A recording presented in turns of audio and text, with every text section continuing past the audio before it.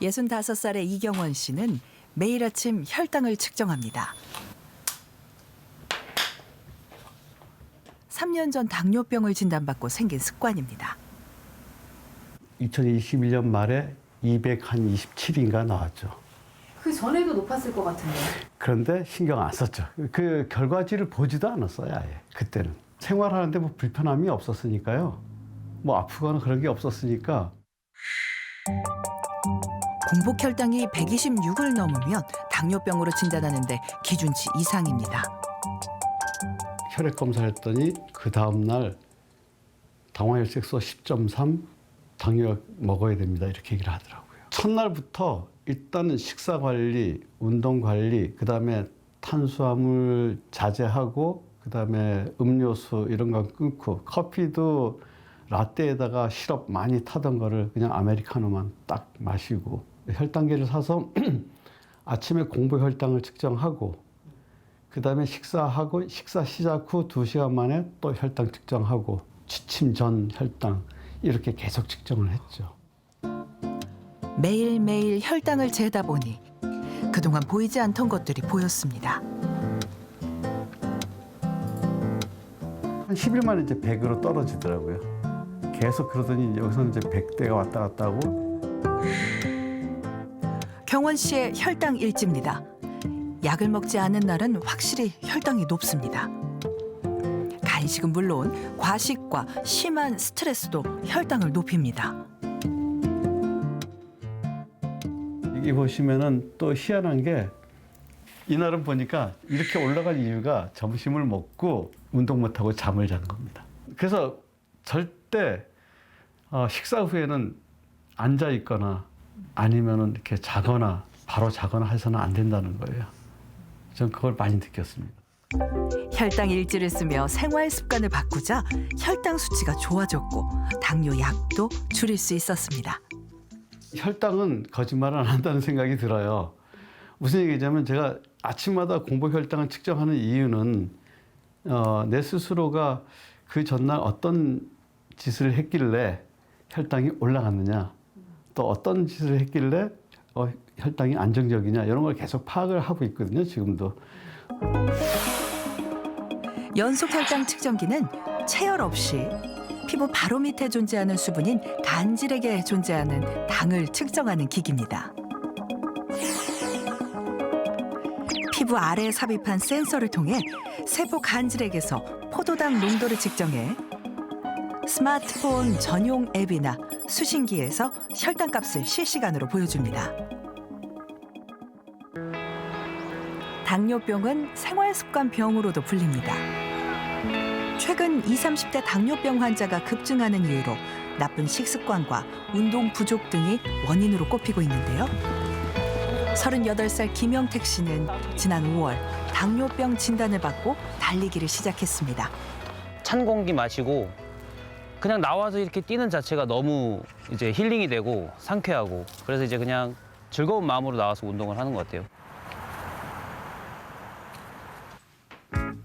제때 챙겨 먹지 않았던 아침 식사도 이젠 꼬박꼬박 챙겨 먹습니다. 요즘 영택 씨의 아침 메뉴는 샐러드입니다. 대충 막 해먹고 그러진 않아요. 기왕 뭐 먹을 때는 좀 시간을 투자해서 좀 잘 차려 먹으려고 하는. 단백질이 풍부한 달걀 프라이까지 식사할 때 영양소를 골고루 섭취하려고 노력하는 영택 씨. 6개월 전 그의 식탁에선 좀처럼 찾아보기 힘든 풍경입니다.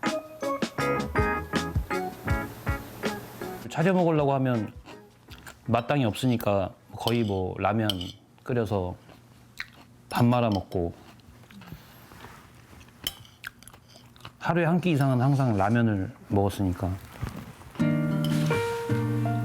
올해 초부터 심한 갈증에 목이 마르고 소변을 자주 보는 증상이 시작됐다는 영택 씨. 병원을 찾은 그는 혈당이 높다는 이야기를 들었습니다. 혈당이 많이 높아져 있다. 그래서 한번 집에 와서 혈당을 재봤죠. 얼마나?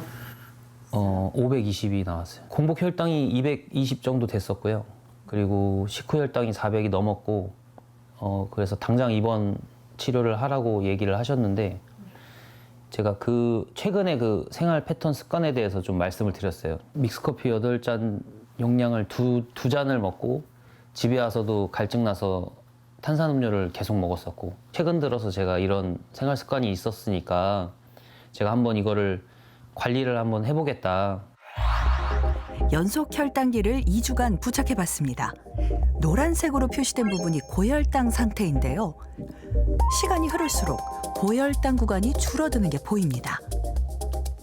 김치찌개를 먹고 났더니 한 300까지 올라가고, 간단하게 도시락 하나를 시켜 먹었는데, 편의점에서 구입해서 먹었는데 거의 그것 또한 막 300 이상이 넘게 올라가더라고요. 밥 먹고 직후에 얼마나 올라가는지, 그리고 어떤 음식을 먹었을 때 얼마가 올라가고, 그때 이후로 조금 이 혈당 관리에 굉장히 조금 지식이 생긴 것 같아요.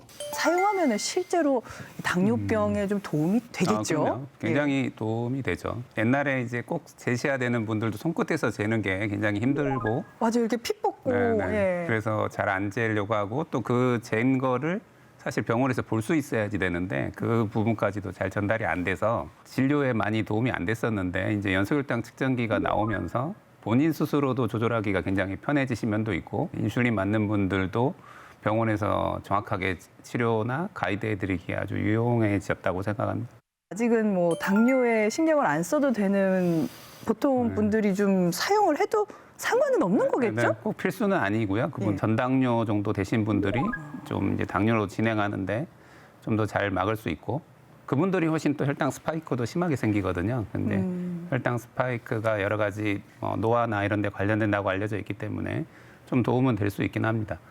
근데 이제 꼭 필수적인 분들이 쭉 있죠. 각종 학회 가이드라인에서 이분들한테는 연소혈당 측정기를 꼭 다 제대로 공급할 수 있게 의료 시스템을 만들라고 하는 분들이 있는데, 이제 아직 우리나라에서 그 부분이 좀 아쉬운 부분이 많이 있습니다. 교수님, 그러면은 이 연속 혈당 측정기가 꼭 필요한 환자는 어떤 분들일까요? 그러니까 인슐린을 쓰셔야 되는 분들인데요. 결국 췌장이 망가져서 본인이 스스로 인슐린이 잘 안 나오시기 때문에 아, 인슐린 주사 이렇게 꼭 계속. 맞으셔야 되는 분들은 필수적이다라고 생각하시면 되고, 인슐린으로 혈당 조절을 한다라는 게 외줄타기 같은 느낌이거든요. 외줄타기.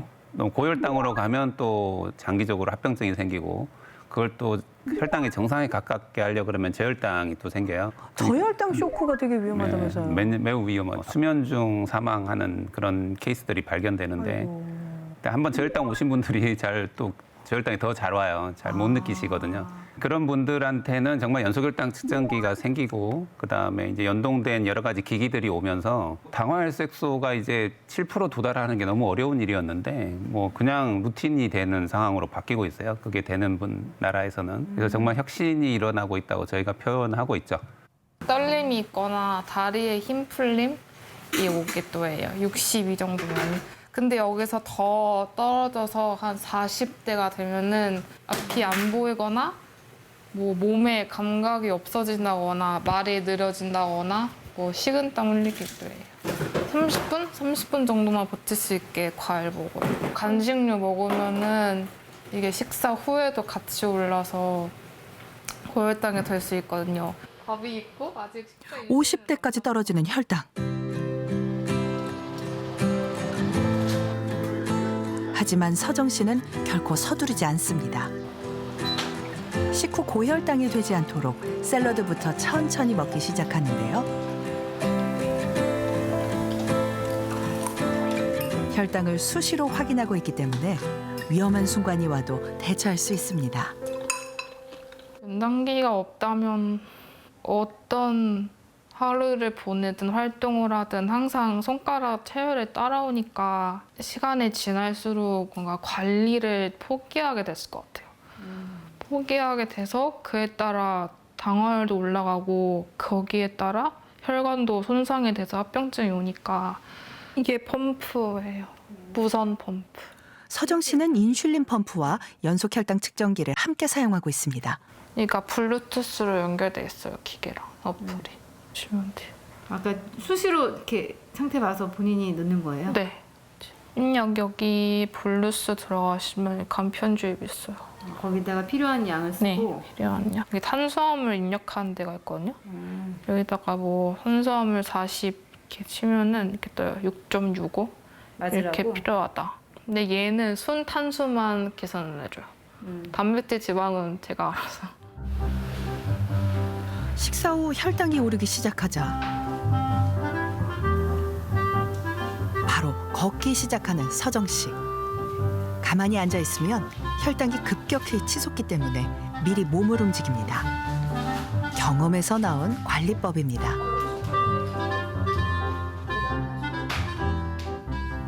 식후 30분에 바로 운동을 해요.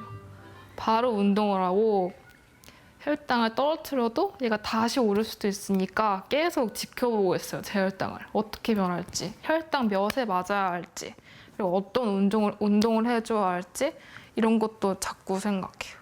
항상 변화가 있거든요. 제 혈당은. 그럴 때마다 항상 저는 기록을 했어요. 일형 당뇨병 진단 후 기록한 혈당 일지.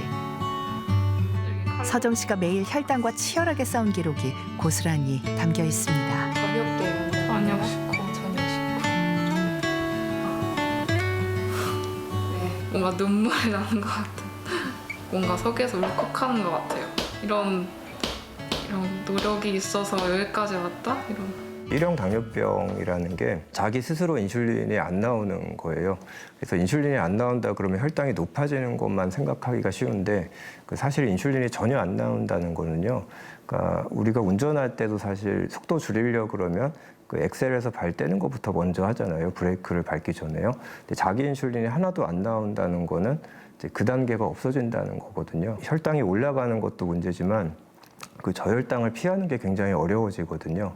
그런데도 정상이 됐다는 거예요. 사실 현실에서는 굉장히 드물다고 보시면 됩니다. 굉장히 정말 자랑할 만한 그런 경우라고 보시면 될 것 같고요. 하지만 저는 이제 이런 경우가 좀 많아졌으면 좋을 것 같습니다. 특히 우리나라의 부담이 더 큰 것 같거든요. 사실 제도적으로 우리나라는 특히 이제 19세 이상에서는 이런 경제적인 부담을 덜어주는 것도 훨씬 적게만 지원을 하고 있고요. 그리고 뭐 병원들도 사실은 이런 교육 체계를 잘 관리하기가 어렵습니다. 이런 교육 인프라 같은 것들이 확대돼야 될 상황인데 현실은 오히려 존폐위기에 있다고 할 수도 있는 상황이라서 이런 것들이 좀 우려는 되고 있습니다. 진짜로 환자분들한테는 희소식이 아닐 수 없는데 실제로 많이 환자들 그러니까요. 도움이 어떻게 되고 있을까요? 좀 아쉬운 거는 그렇게 현장에 많이 못 쓰이고 있다는 게 국내에서는 많이 아쉬운 면이긴 합니다. 일형 당뇨는 꼭 쓰라고 100% 써야 되는데 60세 이상 일형에서는 지금 3.7%고 연소혈당 측정기 연동된 펌프 같은 경우는 성인은 뭐 0.2%? 100명 쓰면 1명도 안 쓰고 계신 거죠. 1000명에 한 2분 정도 쓰고 있는 거니까. 생각을 해보면요. 이 기기들을 통해서 당뇨 합병증을 예방할 수 있으면은 이게 오히려 경제적으로 네네. 크게 보면 이득이 될 수 있지 않을까요? 네. 옛날에는 이제 일형 당뇨라 그래서 완전히 인슐린이 안 나오시는 분들이 먼저 필요하다고 했었다가 이제는 이형 당뇨 중에서도 이제 인슐린이 없이 좀 치료가 안 되는 분들, 경구약으로 안 되는 분들은 연소혈당 측정기를 사용할 수 있게 해줘라고 하고 있습니다. 그런 이유는 이분들이 지속적으로 달 때랑 안 달 때랑 지금 차이가 굉장히 많이 나서 계속 지속적으로 쓰고 있을 때 사용할 때 조절이 잘 되기 때문에 우리나라 소득하고 비슷한 정도 나라에서는 경제성 평가를 해도 이게 나라 세금을 도리어 줄일 수 있는 걸로 알려져 있습니다. 그래서 이제 보험으로 꼭 적용을 해주라고 가이드라인을 하고 있고요.